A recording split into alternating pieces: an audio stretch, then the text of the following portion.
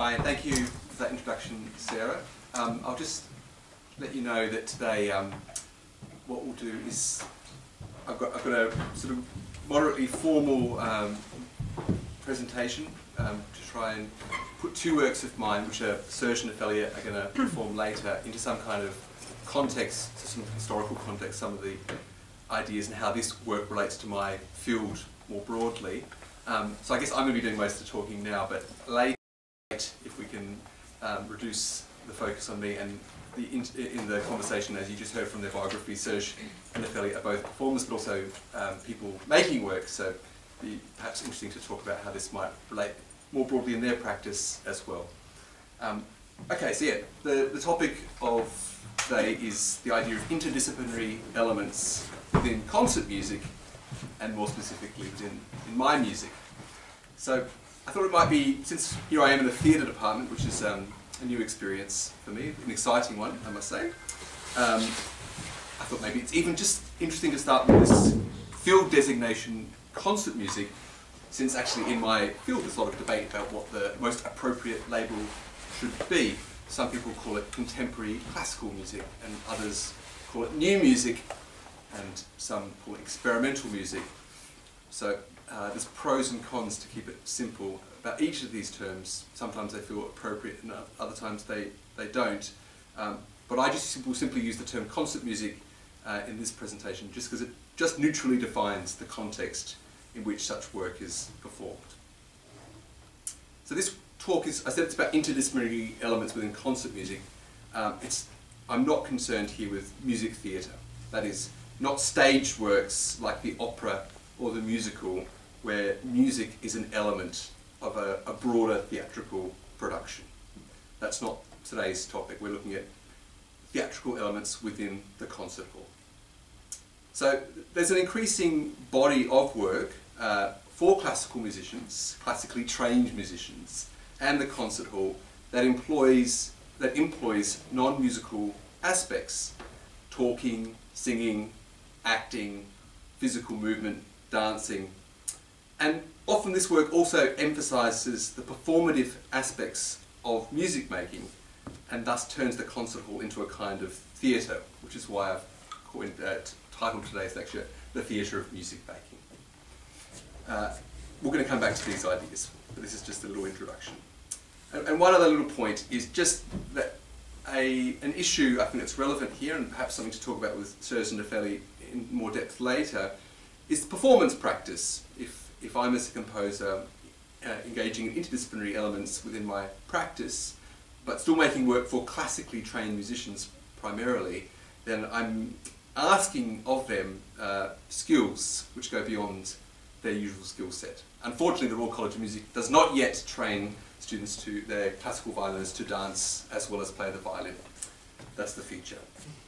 Okay, so I wanted to start with just a quick history.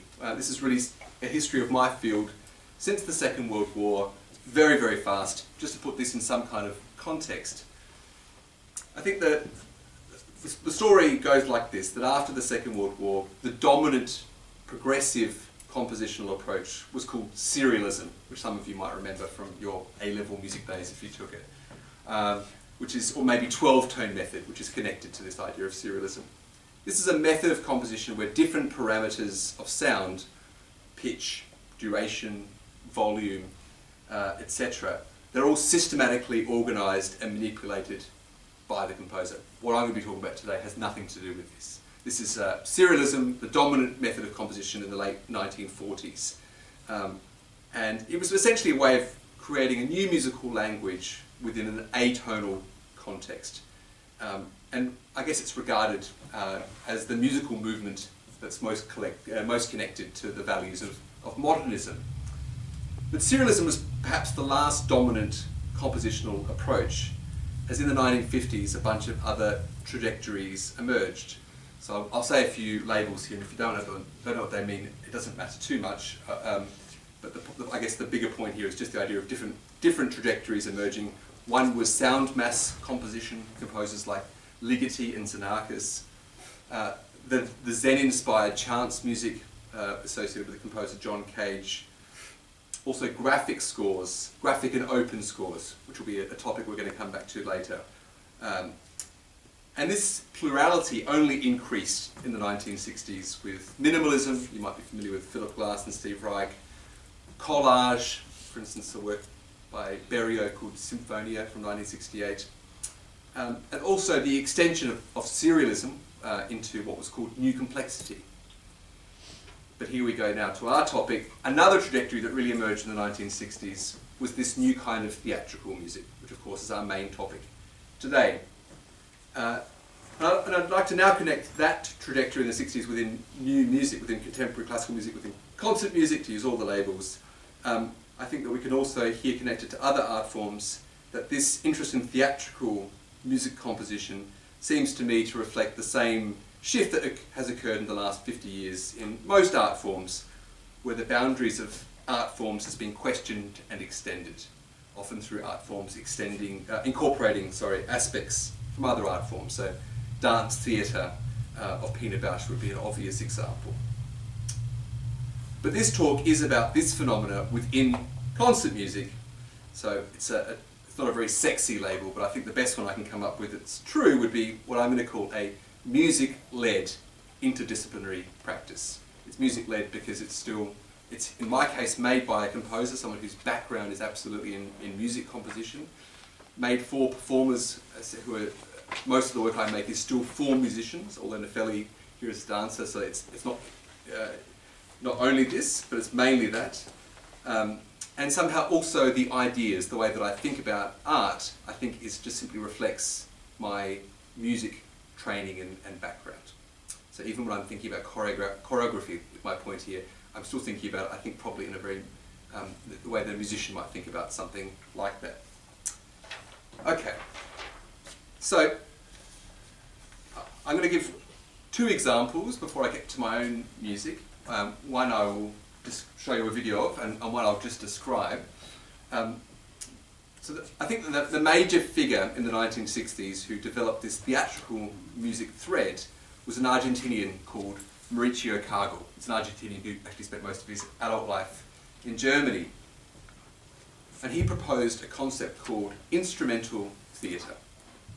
And the idea behind instrumental theatre was to call attention to the inherent theatricality of music performance, and in particular those elements of performance that are usually overlooked as being external to the work. So the way I understand it, Kagel's notion of instrumental theatre, the starting point is to sort of imagine how an alien might see if they attended the London Symphony Orchestra at the Barbican tonight, how they might experience the work. They of course wouldn't know that the page turns and the lighting and the physical movements, that all of these things in our culture are normally not even acknowledged as being part of the work. They wouldn't know what the work was and what wasn't the work. So instrumental theatre is really all about, in the first place, simply bringing our attention to all these other aspects in the work, which are normally ignored, but also to turn them into content, to play with them now compositionally. So I thought I just would come up, here's a very stupid example, but I think it makes the point. If we imagine two performers and they're sharing music, and one might turn the page, and then the other one might turn it back, and then the other one might turn it, and then turn it back, and then turn it, and the next one turns it, and it becomes a game about which way to turn the page. So we're drawing attention to this idea of page turning, which is, of course, in every concert, classical music concert, but never really acknowledged as being in the work. And so we acknowledge it, and we also turn it into content and play with it compositionally. Yeah. So I'll just describe quickly two examples of Kagel's. That wasn't Kagel, by the way. That was just me making stuff up. So here's two examples from Kagel. He wrote a piece in 1960. I think it's really the first piece of instrumental theatre called Sonant. This is a piece with lots of different movements. It's a quartet for guitar, harp, double bass, and drums. And I'll just tell you about two movements very quickly. In one movement, the musicians have all the music traditionally written out, but they don't perform anything. They actually perform with their instruments on the floor, and they simply have to describe the music that they would have played if they had played it. That's one movement. And in another movement, he does the exact same thing, a fully annotated score. There's actually a joke that is serially composed. That's not it's too important here. And it's fully composed, and the performers have to almost play it. That is, they have to play it in every sense except for produced sound. So we can imagine the violinist playing just above the strings. And so this piece, this movement is very nice. It does two things, I think. One, it really draws attention to the physicality of performing instruments. And the other thing is it also emphasises what we could call chamber music communication. Because even if you're not making sound, you still have to, if you have a sound that you have to make with someone else at the same time, then you have to still communicate like this. You know. So this piece is about these two things. One is the choreography of the arms of the violinist, let's say, and second is this communication. So, yeah, a little bit. I've just lost my place in the score. On my notes. Okay, so two important points of Cargill's proposition are he's not interested in the kind of music theatre we might associate with the opera house, but he's really rather interested in what I'm calling the theatre of music making, turning the concert hall into a theatre, and his work is for classically trained musicians. Cargill only wrote music for classically trained musicians. His work always uses the conventional skill set of trained musicians, but adds more. So his works actually cannot be performed by actors, even the pieces which are, because there's always musical parts in them which just simply require trained players. Okay, and so now I'm going to show you an example. This is a piece by an American composer living in Paris. He's, I guess, in his 70s now. This piece was written in 1975, and it's called "Failing: A Very Difficult Piece for String Bass." It's about 10 or 12 minutes. I'm just going to play the first minute, so you'll get the sense of it. Is that normal? Sorry for stopping it. I advise you to recommend you to watch it. 250,000 people have watched that on YouTube, which is terrific. That's something I can say about too many pieces from my field. So, "Failing: A Very Difficult Piece for Double Bass" by Tom Johnson. So I just want to make a couple of points about this piece. The first thing is it's self-referential. That's obvious. A performer speaking directly about their task, creating a meta level where the audience is simultaneously drawn into the work while also aware that it's artificial and constructed. Not a very interesting thing, I think, to say in a theatre department, which I guess is a very commonplace idea, but actually highly significant in the field of new music, where it's almost unheard of, perhaps unsurprisingly, given that most music is still untexted, and self-referentiality does probably simply require text. But I just play this piece whenever I ever get the opportunity. I think it's a wonderful piece, and I just still remember when I saw it for the first time 20 years ago. I just simply had never seen anything like it in music. I'm also emphasising this idea of self-referentiality because it's an aspect of the piece of mine that Serge is going to play shortly. But before we get to that, just to say, so this piece, the reason I think this piece always stayed in my mind is just also, it's just so exciting to me that this piece created a quasi-theatrical situation within a concert hall setting. The piece is still typically played in a double bass recital. This guy's playing it for his master's recital at a university in America. And that's where it's most often played. And as you saw, as I mentioned before, this is really a piece which only can be performed by a double bass player, and a very good one. But it's also extending the skill sets of that player by involving not only reciting, but more specifically reciting whilst playing. Which indeed, I think, for me it's very exciting because it creates a virtuosic performative task, not just virtuosic let's say, in a new way. I had never seen this kind of virtuosic, this specific type of virtuosic practice. Okay, so every time an artist or composer talks about their work, they've got to make a big decision whether they should talk about it first and frame your experience of the work, or whether I should let it be played first and then discuss it afterwards. You can have an unmediated experience. I think there's good reasons for both, depending on the situation. So in the first example of Serge's, I'm choosing the former. He's going to play and then I'll talk about it. But then in the second one I'll talk first. This is unnecessary. So I'm now going to welcome Serge. Please help me out, Mr. I'll just say that while he's setting up that this is a piece called Hi-Hat and Me. And Serge gave the stopping.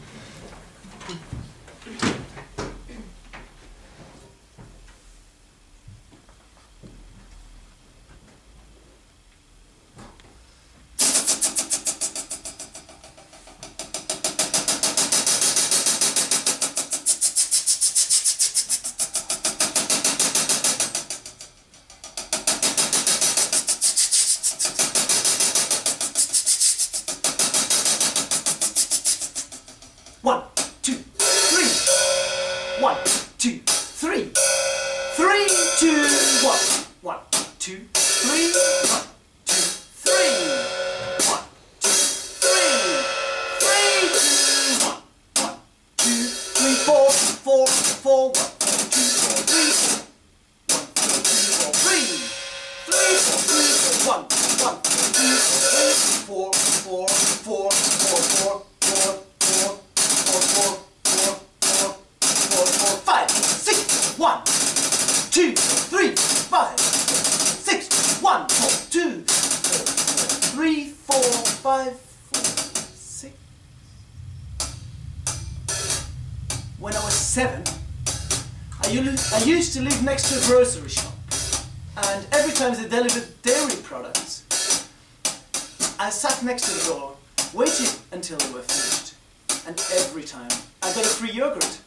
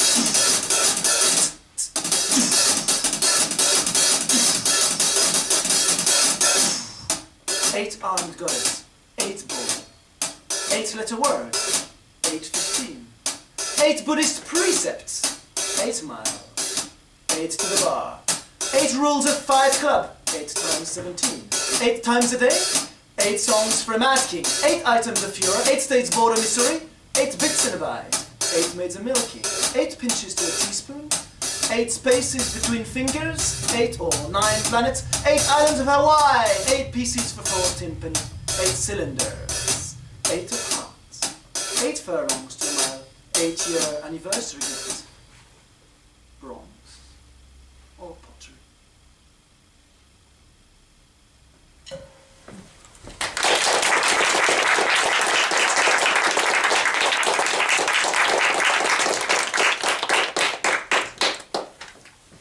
Great, so I'm going to just talk a bit about the piece, and I asked Serge if he wouldn't he could help me. So I refer to certain moments, then he'll illustrate them to make it even more clear, hopefully. So thank you in advance, Serge. So, you know, like failing the piece for double bass, Hi-Hat and Me is a piece for a solo instrumentalist who vocalises while performing their instrument. I don't have time to go through the whole piece, so I'm just going to try and make a few points about some of the possibilities that I saw in the theatrical situation of a 5-minute piece for a solo percussionist that only had one instrument and their voice. So I began with the sonic and performative image of the hi-hat sound being doubled by the percussionist's voice, mimicking the sound of the hi-hat. So quite a lot of the piece just simply explores the musical potential in that relationship.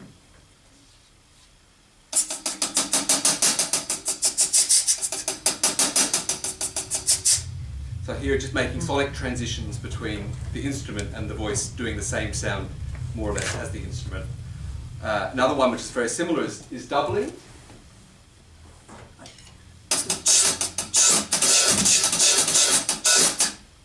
And another one is making musical layers, so making the two parts independent of one another. And actually I just use a very historical technique, the canon, which you all know from the round, same thing, where the voice is actually, I think, one bar behind the hi-hat. So they're doing the exact same thing, but actually a bar apart, which is actually very, very difficult. So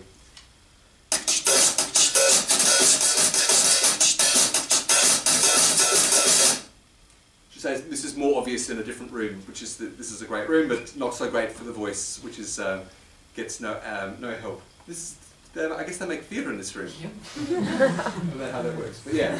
Okay, so it's very dry. So that's I would say normally more obvious. So from this basic starting point, I wanted to explore other relationships between the voice and the hi-hat. For instance, the moment where the voice becomes the commander, ordering the hi-hat to close. And like most moments in this piece, it's a very brief moment. It's got no further consequence. The piece, I think, is just about pointing in a pithy kind of way into lots of different directions towards lots of different relationships. So the role of numbers is obviously a thread in the piece. They're introduced early on, first just referring to the 3 basic sounds that a hi-hat can make. 1, 2, 3. And this is great. This is followed by a passage where the numbers lose their meaning denoting a numeric value, and instead I think the focus becomes on the sonorous, phonetic quality, especially within a particular rhythmic context. 4, 4, 4, 4, 4, 4, 4. That's it. So thank you heaps. Serge Vuille. Then there's the count up from 1 to 6 that leads to the when I was 7 moment. This is an autobiographical moment, I should say, in the score. This is a fully notated score, but this one moment, actually there's 2 moments. This is the first moment that's not defined. That is to say, it's not defined as the performer should tell an honest story, an autobiographical reminiscence of the moment when they were 7. So that story that Serge told is his story, and obviously when someone else performs it, they tell a different story. There was one excellent performance where the lady just talked for like 3 or 4 minutes about her story. It was really, Serge does a very short version, but some have taken this moment, given it far more space. That's fine with me. So this is a autobiographical moment where the performer is asked to tell a little reminiscence from their life. For me, this self-referential moment emphasises the me in the title. The title is Hi-Hat and Me. The me is no longer just signifies that the percussionist's voice is one of the instruments, but also that it's a person with a life history. So numbers then disappear until the final passage, when the count up from 1 to 7 is continued with a list of figures associated with the number 8. So another thread is the opening up of the idea of vocal mimicking. So obviously most of the piece is all about mimicking the sound of the hi-hat, but then there's this moment where, again, there's an openness to the score that it just asks the performer to do 3 military sounds and 4 animal sounds in alteration. But the sounds that Serge chose were his. Just an I guess I like his very much because of course they're funny, but they're also that he puts them in a very musical context. So I think in a typical musical work for a solo percussion, the imagination of the composer is defined by the sounds that they create and the way that they organise those sounds. That's perhaps a very simplistic definition of music composition, that creating sounds and organising those sounds. And I think within that paradigm, works can go in lots of different directions. For starters, obviously, a purely instrumental work can be really inward and abstract in its relationship to the world, but a purely instrumental music can also point outwards to the world, indexing aspects of the world, for instance, by referencing musical styles. But my work is not composed within that purely instrumental paradigm. It's not a piece for hi-hat, it's a piece for a soloist and a hi-hat that wonders what else a piece for solo hi-hat could be through constructing this quasi-theatrical situation, using both the voice to communicate text in different ways and also employing vocal mimicry. So as I said, the work is, for me, just a pithy fantasy on all the possible, well, not all of them, but a bunch of different possible directions and possible relationships. But now I move to the second piece, which Serge and Nefeli will perform for you, but as I said before, I'm going to actually talk about this one first and tell you a bit about it. So this is a piece that comes from a series that I began in 2007 called Letter Pieces. So letter pieces are open scores. You might remember I said that in the 1950s, after serialism, there was a bunch of different directions that new music or concert music went in. There was sound mass composition, chants music. Another one was open scores. And I thought I'm really curious to talk in a theatre department about open scores because I'm curious to know if there's something similar going on in theatre in the last 50 years, if this idea resonates with theatre at all. This probably doesn't make any sense yet, but hopefully it will shortly. So open scores are simply scores that leave aspects of the composition open to be determined by performers. I think that's the most simple definition. I'll say it again. An open score is a score that is unfinished. It's unfinished because the composer leaves aspects of the score to be creatively determined by the performers. It's associated with a certain a specific way of thinking that emerged in the 1950s, particularly in New York with John Cage and a group of composers who were associated with him, Christian Wolff, Morton Feldman and others. So before we go further with that, perhaps it's good to take a step back and think about why that might be a significant development. So within classical music, within notated music, performers are typically called interpreters. And I think there is a very strong and obvious parallel here with the notion of interpreters in classical music and actors in conventional theatre, in the sense that just like an actor has a script that they work with, so does a classical musician. They have a script, music notation. And of course, this interpretation of the actor and of the interpreter in classical music is creative, but I think we can agree that this creativity, at least in culturally defined terms of normal practice, is prescribed within pretty narrow boundaries. For instance, in classical music notation interpretation, it's not cool to play the notes in a different order. It's not cool to change any of the notes, right? You might slow down more on this note, that's okay, that's called rubato, we love that, but you don't ever change the notes or any of that stuff. And there's huge debates. I mean, when I used to teach at the Royal College of Music, there was an undergraduate who did a recital. She's now really famous. This is why she got away with it. It's always in the details, not just the abstract principle, but she, in her final third-year recital, played a Bach partita, and at the end she did a fade-out, like pop music style, right? And it was great. I was walking around the corridors and everyone was talking about it for weeks. Yeah, it was really, and everyone was talking about it because it was transgressive beyond the normal boundaries of what interpretation is. And the other famous example always given for this is Glenn Gould, the Canadian pianist, who would indeed turn a Bach andante, which is, let's say, 80 beats per minute or even slower. He would play it at allegro, 120 beats per minute. So he would quite radically change the speed of the music. He wouldn't change the order of the notes. that would be crazy, but he would change the speed, and that was much debated. You know, what are the boundaries of classical music interpretation? So I think one way of thinking about open score work is that it just simply exaggerates the role of interpretation.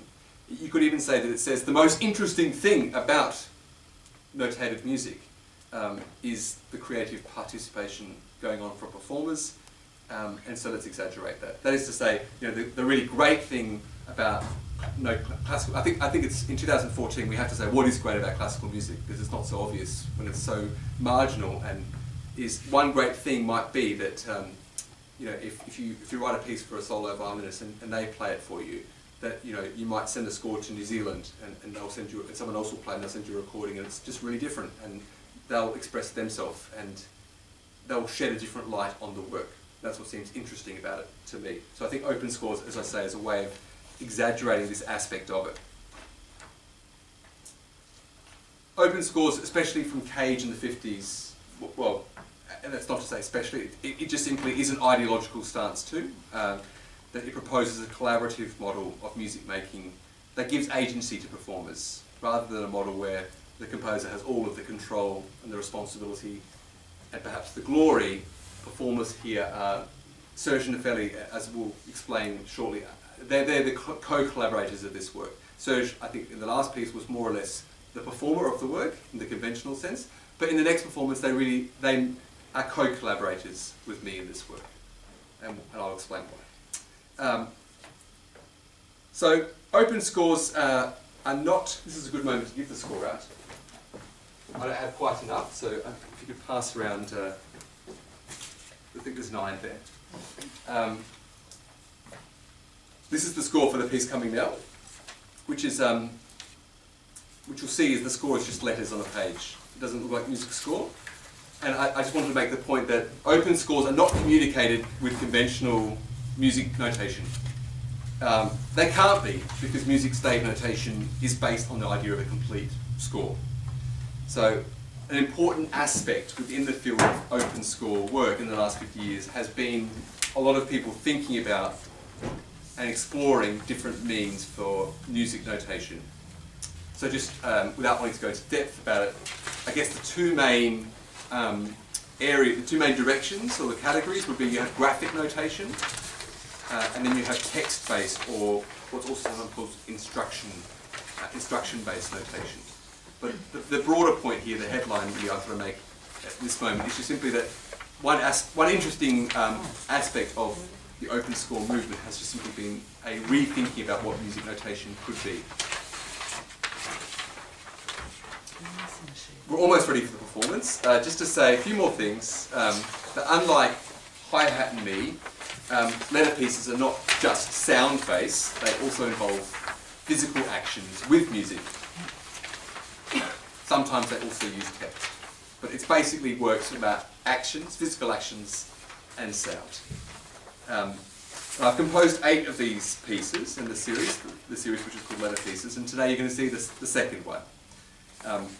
I just wanted to make the point that in the first 4 letter pieces that I made, they're all duos, and one person is doing the actions and the other person's doing the sound. That's what you're going to see, because you're going to see number 2. The first 4 are all in this paradigm, with one person doing actions and another doing sound. But from the 5th one, then I started to, I guess, do what's retrospectively obvious, which is that I made a piece where both performers had to do actions and produce sound. So most of the performances of letter pieces have occurred within a concert hall context, but they've also been performed in dance and performance contexts. The actions part that Nefeli is doing has often been performed by musicians, although sometimes also by dancers and actors. And I think what I like is just want to say simply is that you can imagine that with Nefeli, who's a fantastic dancer, that she gives the work a very certain quality, not just her quality, but also the quality of being a trained dancer. And you can imagine that this is very different, usually with a musician, which I find just good. If the work was performed by a clown or someone doing puppets, that would also be great. It would be a different quality. So I think, to put it simply, if you're making open score work, you should be very open to possibility, and certainly to be a fascist in an open score context is not making any sense. So I'm always looking for this open, different ways of thinking about what the work could be.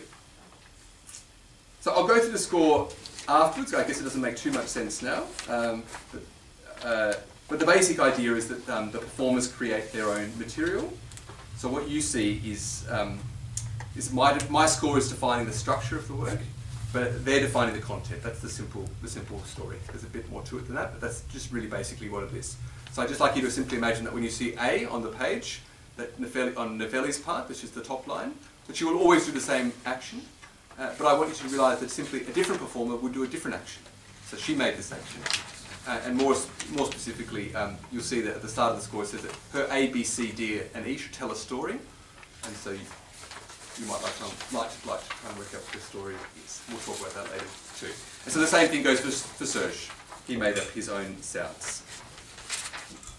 So that's it. We'll now welcome Serge and Nefeli.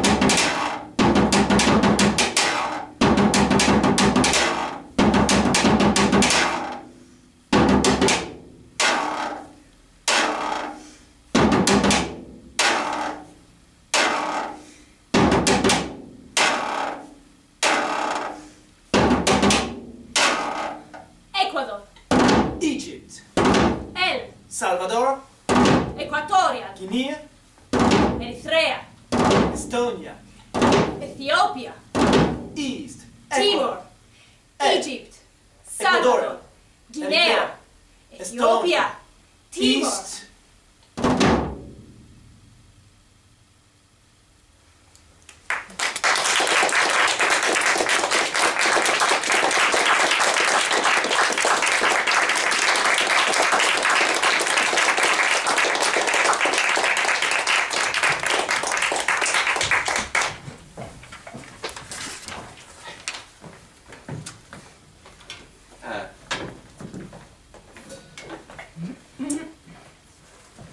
I've worked with Serge for the last few years a lot on different projects, but that was the first. This is the first one that I've worked with Nefeli, so I wanted to give you a kiss, Nefeli, I have to say.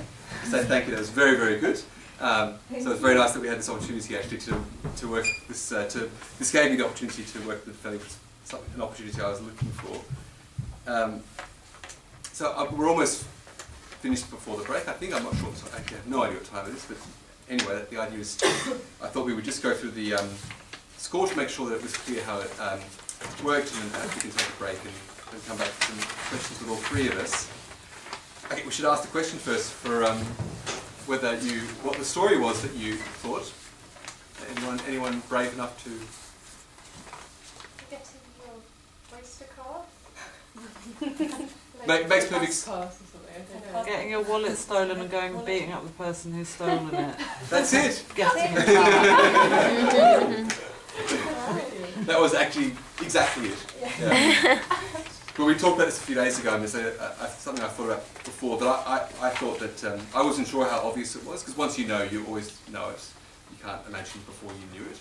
But I was quite sure that even if it wasn't clear what it was clear that it was something, and you could easily make up other stories, which is perhaps even the nicest possible situation. Okay, I suppose I should just simply go through the score. So the basic idea is that there's just 5 things that each of them have, A, B, C, D, E, which they make themselves. So Nefeli has the extra information that she should make a story with her 5 actions. It's really just arty-farty charades, let's say. You know, it's just glorified charades. I mean, it's just simply to tell a story in 5 actions, which is a very fun game to play after a few drinks. I recommend it. And then to make a composition with these 5 actions. That's the basic idea of all letter pieces. And then Serge does the same thing to make a set of 5 sounds. And as you can see, that they had a very strong connection with D, which was this one with the symbol, and this one. And so I thought that was very nice that there was some of them had a very clear relationship. So when it changed, you'd really notice it. That's kind of the whole point: coupling and decoupling relationships. So you see that you perceive this thing as one thing, and you perceive it later. I mean, the basic idea is that I guess you know this very first rule of film composition is that, you know, if you see an image of people kissing and you've got Tristan and Isolde overture from Wagner, then we feel this kissing scene in a very specific way, and if we have, you know, a polka, then we'll perceive it very differently, like polka dance music. So the music obviously totally affects the way that we perceive the image, and so this is happening for me in this piece. One thing of interest to me in this piece, well, it happens very quickly and with lots of different things flying all over the place. It's just simply what that action feels like with this sound, and then later on, what does it feel like with this sound? In this particular piece, it's just quite a stream. You know, in other ones, you really see A and A together for a long time, and then when it gets broken off and you hear action B gets put with music A, it's quite a significant moment. Yeah. And then I guess there's one other thing in this piece which is specific, is this little asterisk sign that you can see from figure, I think it's even on the first page.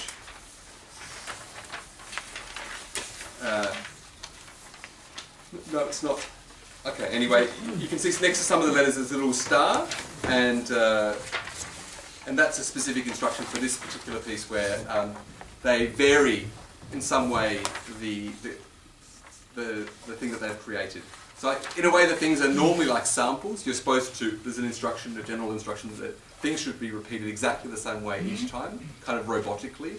So no matter how human and free it is, the action, that's actually for me the most interesting thing, is when the action's really free, but then you repeat it with the exact same thing every time.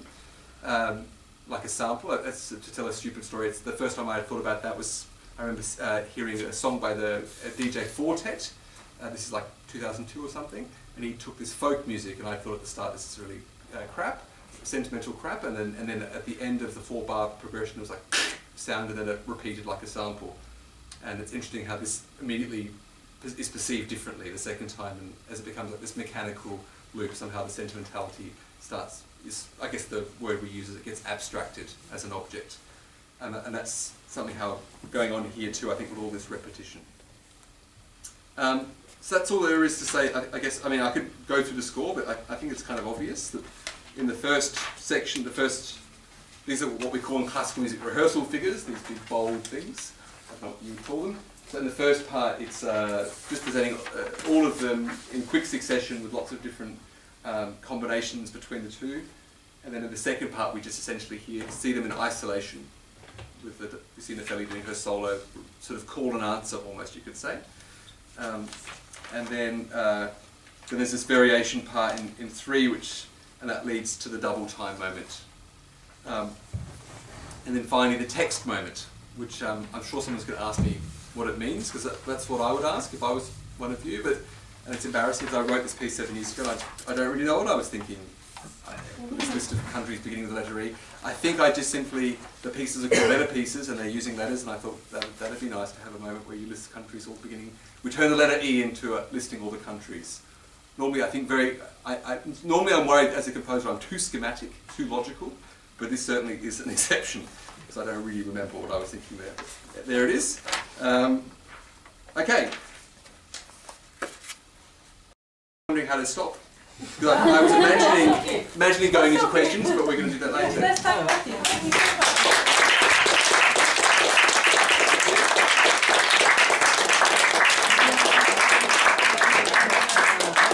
Yeah, thanks also to Serge and Nefeli. It's brilliant.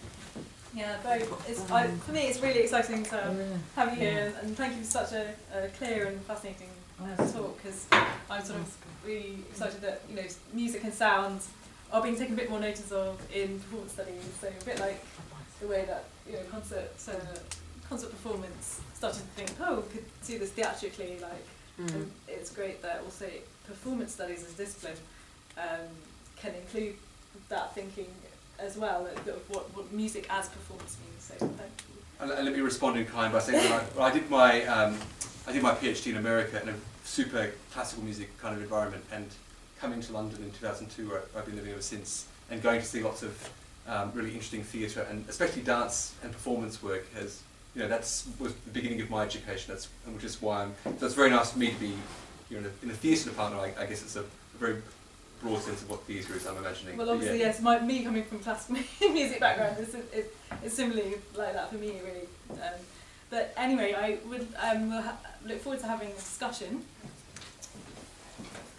Great, so thanks again for earlier, and we're just going to go ahead and open it up to the floor for anybody that wants to ask any questions of any of our visiting speaker, stroke performers, stroke composers.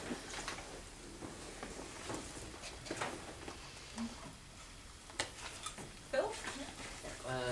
Matthew, I'd like to ask about the process of composition. How did just the process of putting together the score, and how you go about it, what your sort of methods are, but in the score that we saw today. You mean for the last piece? Oh yes. I guess it's since it's not a finished score, since it's an open score, it's a specific. It's not just to make a score, but also to think about the creative task that you're giving. And so I worked a lot with the dancer actually at the start in 2007, Sheila Anaraki, and she told me, which I thought was very interesting, that she didn't have any creative ideas at all, but that she was fantastic at reacting creatively to other people's ideas, which I thought was a very good. Anyway, I just simply appreciated how clear her statement was. That's very nice. So I wanted to make a piece. This was for her, for the first time, that I wanted to indeed give her something to creatively react on. That's really how I began. I guess the letter pieces were, then it was just to compose different combinations and for the letters, and to imagine, as I said before, the whole second section being, seeing them in isolation. And I'm not coming up with a very good answer here, but Maybe I would ask the question, how do you think, or how much of the structure of the piece did you get? And I mean, can you quickly describe? I mean, you did it actually, Matthew did it, but whilst watching it, can you tell how the piece has been constructed? Well, it was funny because I saw you do it in rehearsal before I heard Matthew talk about it, so I saw it twice, once knowing how it was structured and once not. And obviously, as soon as I knew that it was five sections repeated in various combinations, that became very clear. But seeing it without knowing that, I couldn't tell straight away.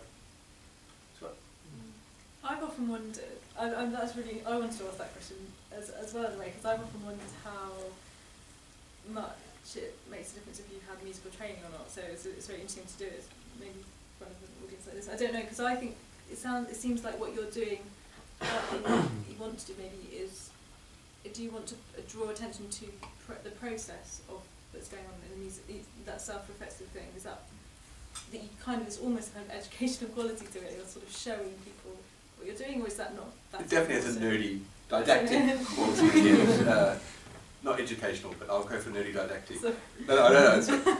I think it's what I said before, which is to about the page turning example. You know, it's the whole, for me, to think about different ways that these small number of things could be used, and perhaps if you use them in enough different ways, they start to seem like many more things than they really are. So what you said, I heard that many times too, that people didn't really imagine it was just made with 5 little things.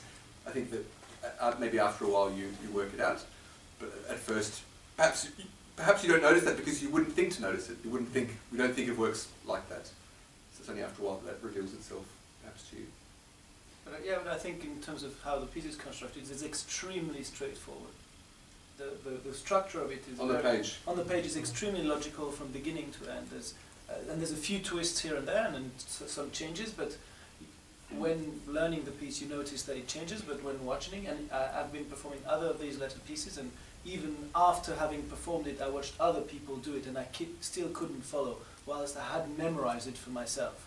So it's very, very straightforward, and yet completely impossible to follow. So I think that's the secret. It's experientially far more complicated than the yes. composition. Yeah. Are you interested in contexts in which the audience does not know whether there's a score or not? Because I thought it was very, having this paper here, you know, and it was very present in the audience, and kind of people were, I feel my experience would have been extremely different if, you know, someone had said, here's a performance, you know, and I wondered if in the concert music world, it's always taken as a given that there is a score, so the dialogue is between what's going on stage and what the score is or might be. Whereas I think within a performance or theatre context, sometimes there might not be a score. So. It's a great question, and it's funny. The funny story is that because we're a bit ashamed, I think, in classical music of the music stand, because it's not so sexy. This music stand. But what's funny is that when this work was performed in Belgium in a total dance context, all the dance people just loved the music stands. Because the dancers, Sheila used a music stand when she did it. Yeah, I thought also it's very sexy. They thought it was so sexy that they made a whole program the next year on the music stand. I mean, it was really weird. To me, we're a bit ashamed, I think, right? Yeah. We're not proud of the music stand. Why not? Can you explain why? I think there's still a culture that if you really have the time, you would memorise it. Yeah, it's about skill and virtuosity. Like, it's increased if you don't have the music stand there. Right. I think It's it also really visual. depends on the context, though, because some people pride themselves on being able to do anything first time round with just a piece of paper in front of them. So I think You mean sight reading? sight reading in orchestras and places, in an orchestra, for example, I don't think that anyone is ashamed of their music. No, not in an orchestra, but like, I mean, Richter, I can't pronounce his first name very well, Slaver, whatever, a very famous pianist, he had to make like a letter why he was going to now use music again. This is a solo pianist, right? Where in solo piano or violinist, you never they always do things by memory. It's a big thing, and but he decided he wanted to go back to scores just so he could play more repertoire. Because he said, I can only memorise 10 pieces at once, and I'm really bored of playing the same 10 pieces all year. And so, but he had to really make a statement about it. So it's anyway, let's just simply say it's an issue or a deal. See, I thought that I assumed when you said we're a bit ashamed of the music stand, I thought it's because it's a bit spindly and genteel. Fragile. You know, Fragile. I didn't imagine it was anything to do with that. So, and I think it's really interesting to just measure those like absolute like gaps that are between disciplines and yeah. So yeah. Thanks. I like music stands, I have to say, just because I go see lots of dance, but I'm still, perhaps the musician in me, or perhaps there's other factors from my personality, but I'm still a bit uncomfortable with highly emotional, expressive dance, for whatever reason. And so, you know, dancing that moves, where dancers move their feet, I'm already a bit uncomfortable. You know, I have dancers and there's, you know, Jonathan Burrows and Matthew Shlomowitz, and I don't know if these two dancers. The first time I saw their performance, they were two middle-aged, balding guys, sitting down doing movement. This was very good to me, you know. And I like letter pieces for this reason with the music stand, but it just simply doesn't. It can never become expressive or emotional in a way. Right? Even if they're highly emotional gestures, this is the best thing I mentioned it before. Highly emotional gestures, but done in this very, almost quasi-mechanical way. That's for me a really beautiful quality. The music stand can bring something. Yeah, I have one question, but I don't know if I can articulate it very well after holiday. I'm interested in this use of the word experimental in the fields, such as performance, music, or any academic discipline which has their own history, long history, and classics. And I'm very much into contemporary music. I'm very much into experimental noise music, any radical music, or also some contemporary performance as well, some improvisation. And then, but everyone used the word experimental in their own definition, and it's so a rich word in any sense. But I'm interested in how these people coming from classical backgrounds, to what extent can you tolerate this idea of the experiments? For instance, I think roughly, there are two ways of using this word experimental. For the people who are coming from the classical background, music, performance, or any academic discipline, I think the basic idea of it being experimental is to break away from the conservative traditional discipline. And on the other hand, there is another group of people who are using this word experimental in a sense that how far you can challenge your perception. For instance, noise music, or any people doing some radical thing in their own performances. So in that latter case, I think that the word experimental is almost synonymous with the radicalism. And so how far can you tolerate? How far you can push your own perceptual experiences? And I think there are these two lines going on, and I'm interested in how far you try to negotiate between these two lines of understanding the word experimental. Maybe before I answer that specifically, I could just tell you how it's used how I understand it to be used in my field, and also maybe Nefeli. I'm curious if it's experimental dance, how you use the term. I also find it an interesting topic. I can think of three ways of using the term in new music. One would be, the most specific would be from John Cage, and from a very specific tradition, which was in a way what's the word? Not antidote, but counter proposition to modernism in the late 1940s and 50s. That you have Cage and what was his chance-based method of composition, which was supposed to be just as radical as the modernism of serialism, but from a totally different perspective, a totally different methodology, which is very much inspired by Zen Buddhism, which Cage was studying at the time. So I could say more, but that's the very specific, I think the most specific way we use the term in music is to refer to Cage and Cage's aesthetics, and which I should say also is really in Britain was Cornelius Cardew. I don't know if these are names that are familiar to people, but it was often regarded as an Anglo-American tradition, one that had very little purchase in Europe. Then the second, I think it just simply refers to any innovative work of art. So the term is just simply used in a very general sense. That it's experimental because it's progressive, or radical in a very based, sort of imprecise kind of way, right? That's also how the term gets used, but perhaps in a rather meaningless way. And then the third way that, to me, I always think about that the term is actually interesting, is to think about what the word means and what it means in science. So I think it also is sometimes used, certainly I try to lift your arms in a way that you think, okay, this is the moment we're going to clap, and then it would go on. And the way that you reacted together, but also the movements that you chose.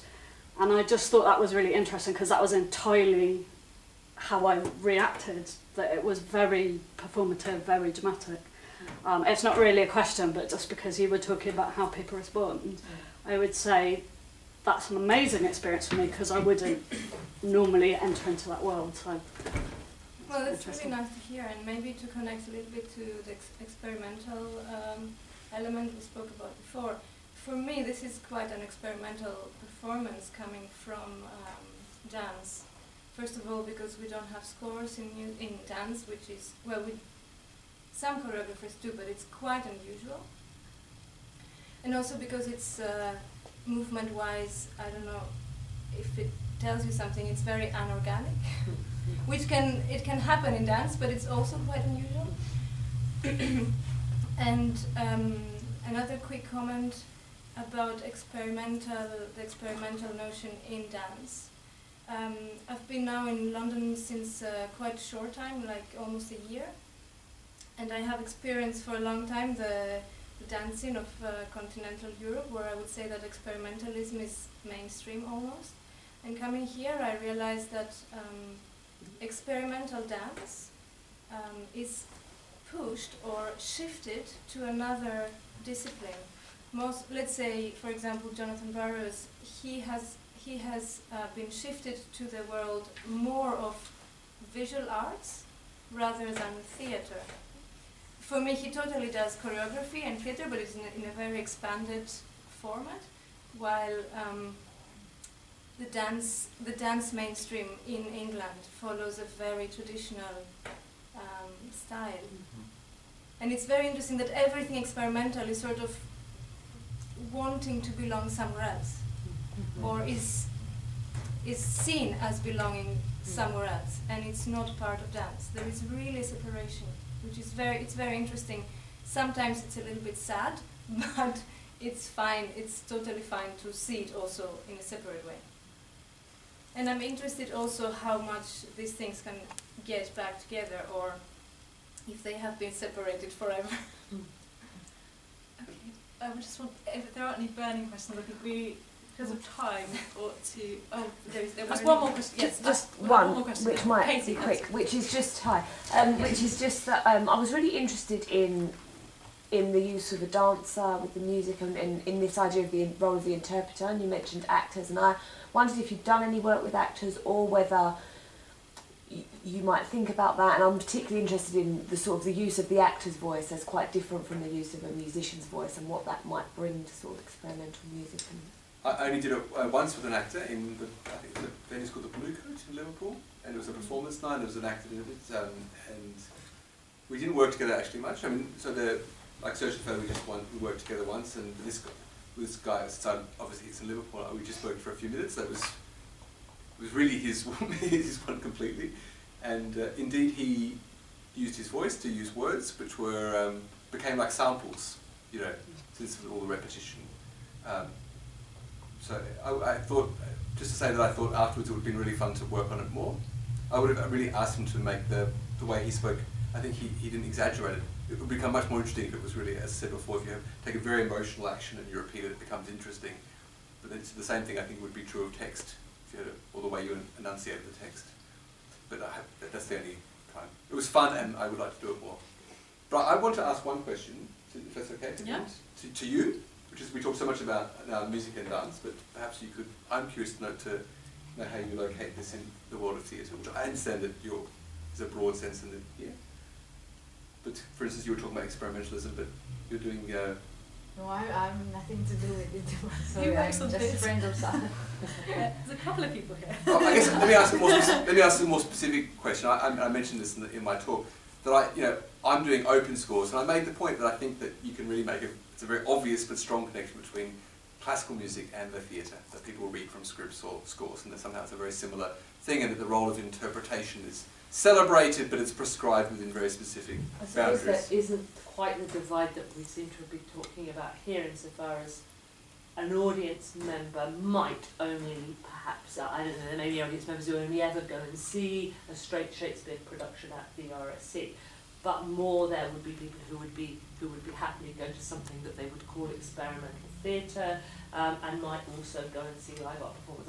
I guess just in terms of reception, there's perhaps more crossover, perhaps. In terms of training, I think the same kinds of divides pertain. So there are conservatoire acting schools where you essentially learn to act in plays, and those people of course might end up doing more experimental work, but that is very different. I was reminded, I suppose, of a lot of task-based performance, I guess, but I also found myself laughing at myself because just as you talked about the distancing of emotion by repetition, particularly from the dancer, at the same time as appreciating and noting that, I was also making little people out of the sounds and the hi-hat, and emotionally relating to them. But maybe that's the theatre goer in me. I felt really sorry for the little hi-hat guy. I thought he wanted to be more open than you.